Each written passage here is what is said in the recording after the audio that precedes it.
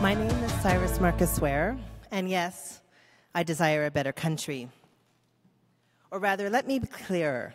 I demand a better country, a nation that lives up to the challenge put forward by my colleagues in Black Lives Matter Toronto to do better and be better.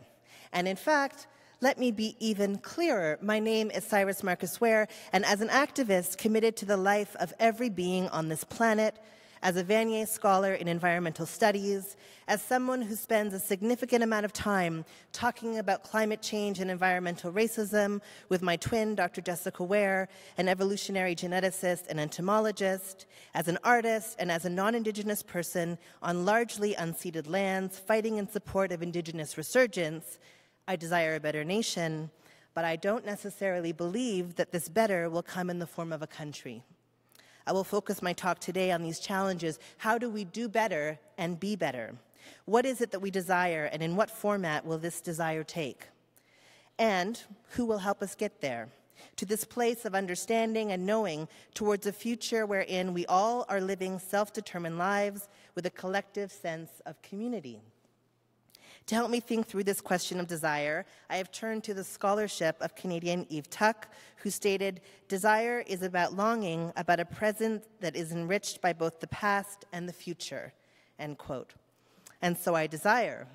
I desire a future that is not like the present and that has learned from the past, where we all have what we need to live, where we live in relationship with all of the creatures around us, where we understand that we are connected in intimate ways, and that this means that the crisis of missing and murdered Indigenous women, anti-Blackness and police brutality, the ongoing violence towards trans women of color, and the lack of support and resources for deaf, mad, and disabled people across this north part of Turtle Island, that these phenomena are affecting every single one of us and in injurious ways.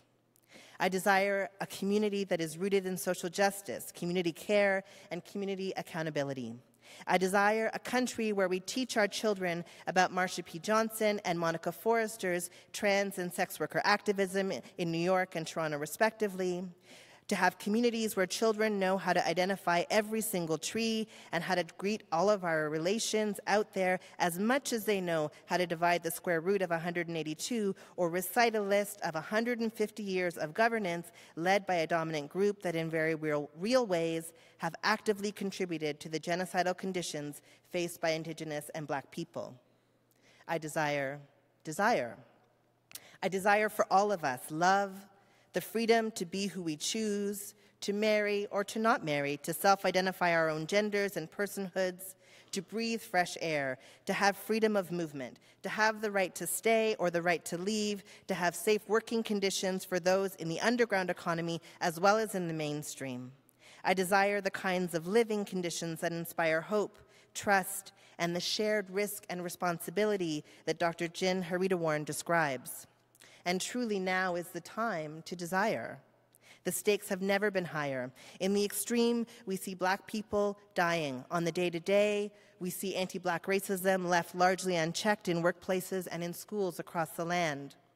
We need artists and writers and activists and journalists to talk about their lives, to help us understand this current moment, to understand what is not working, what we have tried that has failed, and what has worked in our process of radically imagining as we build community that is informed by learning of our past and present, inspired by the artistic imaginings of our potential futures. Why do we do this? We do this because it's the only way that we can envision a future where Black and disabled people live at the forefront. Without an understanding of the very real dangers of the violence of anti-Black racism and colonialism, we will repeat our mistakes, and we will create a future where Black and disabled people are eradicated, where we will not exist. And this is why we say Black Lives Matter. Because if they don't, we must face that we are already on a trajectory of erasure and attempted genocide of Black people, something that began with what Dr. Tiffany King calls the fungibility of Black bodies on slave labor camps, where we were used interchangeably as if we were seeds to be planted or bred to forcibly change a landscape to support the process of colonization and further attempted genocide of Indigenous people. We are already on this road, and standing along the sidelines are thousands of people who consider the most radical statement of this moment to be that Black Lives Matter, that my life has value, that our life has inherent value. And I can't stress enough how perplexing it is to me that this is still a question that is up for debate for so many, whether or not we deserve to live. And so we desire, and no, in fact, we demand an end to anti-Black racism in Canada. To ensure that this happens, I turn to artists and to journalists and to activists to help me to understand. Through their work, I begin to understand that there are conditions that are leading to a lack of support of our continued existence. And I read about fundraisers to create an appropriation prize for white journalists and authors to free them up from the terribly binding creative conditions of having to acknowledge and address systemic white supremacy by sticking to their lanes. This does not support our existence. Yes, an appropriation prize, one that denies white supremacy, sexism, and systemic marginalization, and the resulting erasure of voices of difference from publication and critical engagement. As if this made for better journalism or better creative practice. And of course, this is one-sided because at the same time, artists of color are encouraged to only write what we know and are encouraged to only engage with topics limited in scope to specifically addressing issues of race or difference. And these are what I call wicked conditions. The speculative fiction work of Octavia Butler, Nalo Hopkinson, and Margaret Atwood have suggested that when we face these wicked conditions, we often have to create our own new environments to grow and thrive in. And this brings me back to that original question of desire.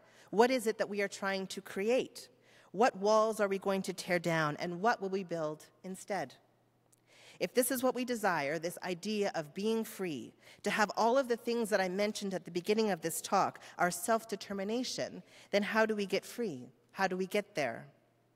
What I would normally do, what I love to do, what I spend my time in my activism, my art, and my life doing is inspiring and weaving narratives of hope. This is where I would tell you how it's all going to be okay. But I think that perhaps the best response to our current condition is instead to have us sit with the discomfort of not knowing our way out of this one, to sit with the reality of the kinds of wicked conditions that allow for the deaths of Andrew Loku, Jermaine Carby, Sami Yaten, and Abdirahman Abdi, to sit with the reality of the cuts to funding for the Black Coalition for AIDS Prevention in Toronto on the one hand, and the humorous repartee online about fundraising for an appropriation prize on the other. So instead of platitudes, I am instead going to give you a list.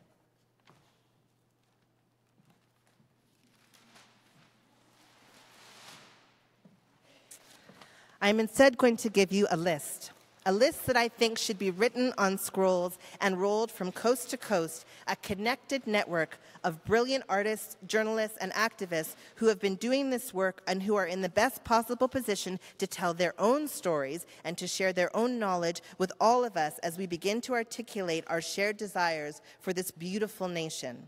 A list of brilliant Black journalists, Black artists who are helping us to imagine another world, who are telling our stories if we could just listen and experience their brilliance.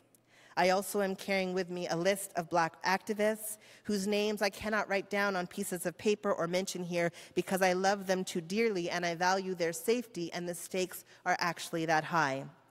To all of you who are listed on this list, and the countless others who are doing this activist, journalist, and artistic work who I haven't mentioned, I want you to know that my answer is that I desire you. When I think about what I desire you, and I thank you.